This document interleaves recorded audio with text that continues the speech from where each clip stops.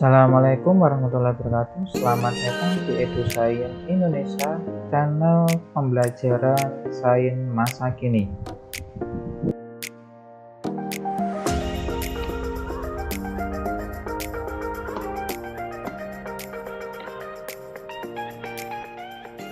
Pada video kali ini akan dijelaskan mengenai sistem kardiovaskuler. Sebelum materi saya sampaikan, jangan lupa diklik tombol subscribe, like, dan di-share. Jangan lupa di komen untuk keberlangsungan dari channel ini. Kardiovaskuler terdiri dari dua kata, yaitu kardio dan vaskuler. Kardio sendiri merupakan jantung atau kardik atau pemompa, sedangkan vaskuler merupakan pembuluh darah berupa arteri, kapiler, dan vena. Kardiovaskuler dapat diartikan sebagai sistem transportasi tubuh atau sistem peredaran darah. Kardiovaskuler merupakan proses pengedaran berbagai zat yang diperlukan tubuh sekaligus pengambilan zat yang tidak diperlukan untuk kemudian dikeluarkan dari tubuh. Kardiovaskuler terdiri dari tiga, yaitu berupa jantung, pembuluh darah, dan darah itu sendiri. Namun pada video kali ini akan dijelaskan mengenai jantung. Jantung sendiri merupakan organ pemompa yang besar berupa otot berbentuk kerucut berongga dengan basisnya di atas dan puncaknya di bawah. Ukuran dari jantung sendiri nanti kurang lebih sebesar kepalan tangan dengan berat 250-300 gram yang terletak di dalam rongga torak di antara dua paru-paru agak miring ke kiri. Dalam hal jantung sendiri, secara anatomi dibagi menjadi 4, yaitu atrium bagian kanan, atrium bagian kiri, ventricle bagian kanan, dan ventricle bagian kiri. Dan setiap dari ventricle ataupun atrium, ataupun nanti dengan aorta itu ada yang namanya sekat itu sendiri. Adapun masing-masing bagian dari jantung tersebut memiliki fungsi diantaranya atrium kanan, yang berfungsi sebagai penampung atau reservoir darah yang rendah oksigen dari seluruh tubuh melalui vena cava superior dan inferior, dan dari jantung melalui sinus koronari. Tekanan di atrium kanan terdiri dari 2-6 mHg dengan saturasi oksigen 79%. Kemudian darah dipompakan ke ventrikel kanan dan selanjutnya ke paru-paru. Yang kedua yaitu atrium kiri, berfungsi menerima darah yang kaya oksigen dari kedua paru, melalui 4 buah vena pulmonalis. Tekanan yang ada pada atrium kiri sekitar 4-12 mg/Hg dengan saturasi oksigen 95% sampai 98%. Selanjutnya yaitu ventrikel kanan, berfungsi untuk menerima darah dari atrium kanan dan dipompakan ke paru-paru melalui arteri pulmonalis. Tebal dari dinding ventrikel kanan ini sekitar 0,5 cm dan memiliki tekanan sistolik 15-39 mHg dan diastolik 0-5 mHg dengan saturasi oksigen 75%. Sedangkan pada ventrikel kiri memiliki fungsi yaitu menerima darah dari atrium kiri dan dipompakan ke seluruh tubuh melalui aorta. Tebal dari dinding ventrikel kiri normalnya adalah 120 mHg dan diastolik 0-10 mHg dengan saturasi oksigen sebesar 95-98%. Dari pembagian jantung ini, bagian jantung yang kaya akan CO2 yaitu pada atrium kanan dan ventrikel kanan. Sedangkan untuk atrium kiri dan ventrikel kiri nanti dia akan kaya akan oksigen. Pada anatomi jantung terdapat yang namanya katup. Jantung memiliki 4 katup yang berfungsi untuk mempertahankan aliran darah ke arah melalui bilik-bilik jantung. Dalam hal ini katup dibagi dua yaitu atrioventricularis dan katup semilunaris. Atrioventricularis nanti dia memiliki fungsi yaitu memisahkan atrium dengan ventrikel. Dalam atrioventricularis nanti terdiri dari dua katup yaitu triscupidalis dan mitralis atau bicupitalis. Yang mana Tris cupidalis nanti terletak antara ventrikel dan atrium kanan, sedangkan bicuspidalis memisahkan atrium dan ventrikel kiri. Sedangkan katup yang kedua yaitu katup seminolaris yang memiliki fungsi yaitu memisahkan arteria pulmonaris dan aorta dari ventrikel yang bersangkutan. Dalam hal ini katup seminolaris nanti memiliki dua yaitu katup aorta dan katup pulmonalis. Pada katup aorta nanti dia terletak antara ventrikel kiri dan aorta, sedangkan katup pulmonalis memisahkan ventrikel kanan dan arteri pulmonalis.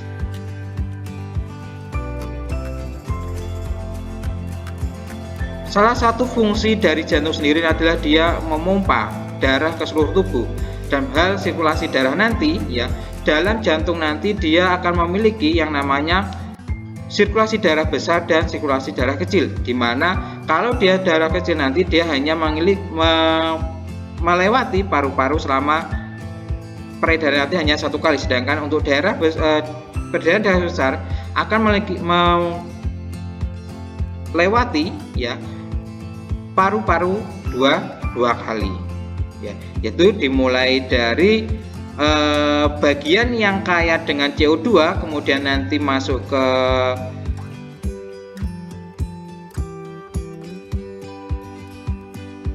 atrium ya, atrium kemudian naik ke ventrikel kemudian naik baru ke pulmonalis ya. Jadi pada dasarnya nanti bahwa apabila ada darah ya nanti akan masuk melalui vena cava superior dan inferior kemudian masuk ke atrium kanan ya. Di atrium kanan kan ada namanya katup tris cupidalis, kemudian masuk ke ventrikel kanan, kemudian masuk ke arteri pulmonalis ya. Selanjutnya ke jaringan paru-paru. Dari paru-paru nanti melewati vena pulmonalis, kemudian balik ke atrium kiri ya, kemudian ke ventrikel kanan, dan nanti ya kalau sudah di ventrikel kanan nanti dia akan banyak mengandung namanya oksigen, baru nanti disebarluaskan ke seluruh tubuh.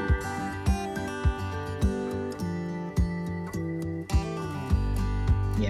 Kemudian dalam hal pengantaran pada jantung, ya, ini nanti akan terdiri 4 pengantar khusus, yaitu SA node atau Pix marker, kemudian AV mode, bekas his dan serat Purkinje.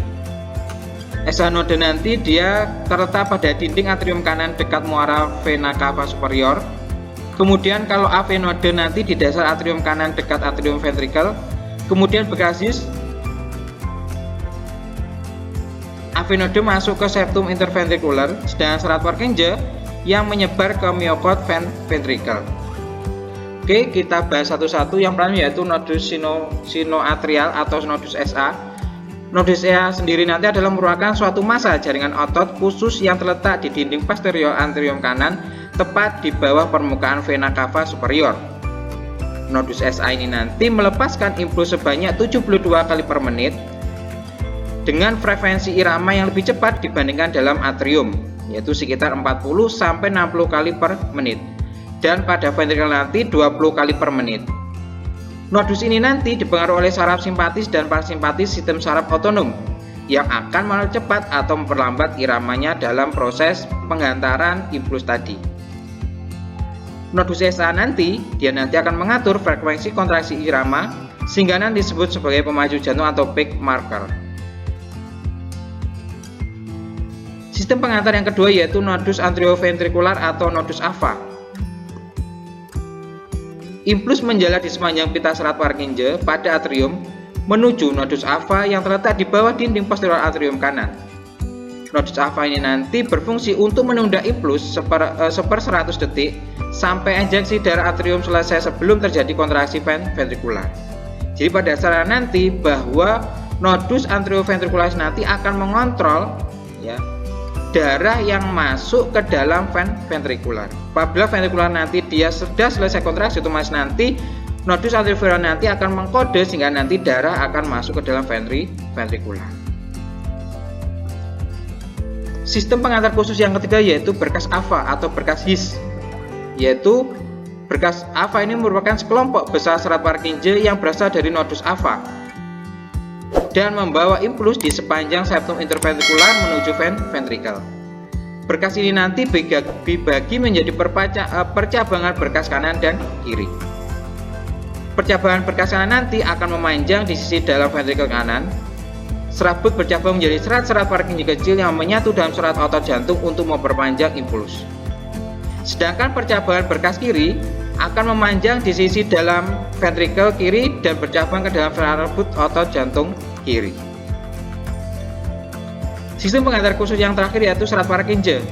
Serat ini merupakan serabut otot jantung khusus yang mampu mengantar impuls dengan kecepatan 5 kali lipat kecepatan hantaran serabut otot jantung.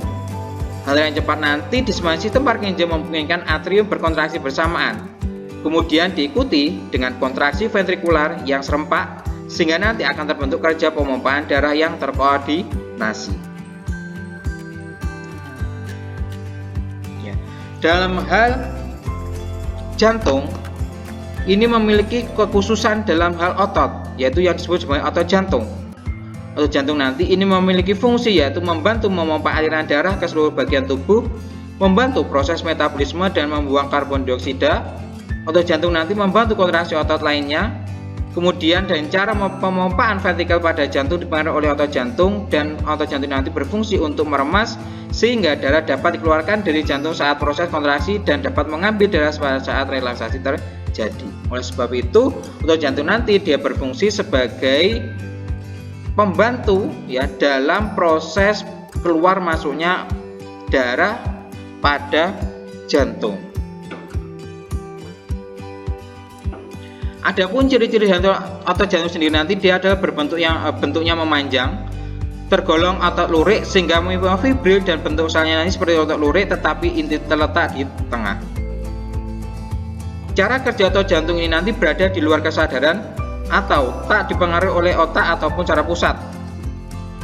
Bekerja terus-menerus tanpa adanya istirahat. Kemudian otot jantung nanti dipengaruhi oleh saraf otonom yaitu saraf simpatik dan saraf parasimpatik. Inilah adalah gambaran mengenai ya penampang melintang dari otot jantung dan gambaran dari otot jantung yang memiliki yang namanya percabangan dan memiliki inti sel yang terletak pada bagian tengah. Adapun ciri-ciri yang selanjutnya yaitu dia memiliki serabut yang bercabang-cabang. Kemudian serabut jantung memiliki panjang 50-100 mm dengan diameter sekitar 14 mm. Kemudian jumlah serabut otot jantung kurang lebih 1.500 filamen. Dengan serabut pada otot jantung nanti berupa sarkolema dan terdiri atas miofibril yang terlihat berdampingan. Dalam setiap sel nanti, dia nanti akan terdiri atas 1 sampai dengan 2 inti sel atau bahkan dapat berjumlah 3 dan 4 sel inti yang terletaknya nanti dia tetap di tengah. Selanjutnya yaitu terkait dengan mekanisme kontraksi jantung. Ya, dengan didahului dengan adanya sinyal listrik masuk ke dalam sel saraf yang menyebabkan sel saraf mengeluarkan sinyal kimia atau neurotransmitter di celah sinapsis antara sel saraf dan sel otot. Dengan adanya sinyal kimia tersebut nanti ya akan memasuki sel otot dan berikatan langsung dengan protein reseptor yang ada di dalam membran plasma sel otot dan menimbulkan potensial aksi di dalam sel otot. Potensial aksi yang terjadi ini menyebar ke seluruh bagian sel otot dan masuk ke sel-sel makhluk T-tubul. Adanya potensi aksi nanti dapat membuka gerbang bagi tempat penyimpanan kalsium atau sarkoplasmik retikulum. Ya. Kemudian adanya ion Ca2+ nanti ya atau ion kalsium 2+ nanti bergerak ke sitoplasma sel otot tepat di mana aktin dan miosin berada. Ion kalsium nanti berikatan pada molekul troponin tropomiosin yang terletak di daerah lakukan filamen aktin. Biasanya nanti molekul troposin nanti melilit aktin di mana miosin dapat membentuk cross breaker. Sehingga nanti otot pada jantung nanti dia bisa mengalami kontraksi. Ya. Jadi dari sini nanti dapat dilihat bahwa adanya ion Ca2+ nanti ya dia nanti dapat menyebabkan suatu kontraksi pada otot, sedangkan bila ion Ca2+ nanti dia akan meninggalkan otot dan nanti akan mengalami relaksasi yang dibantu dengan adanya ATP.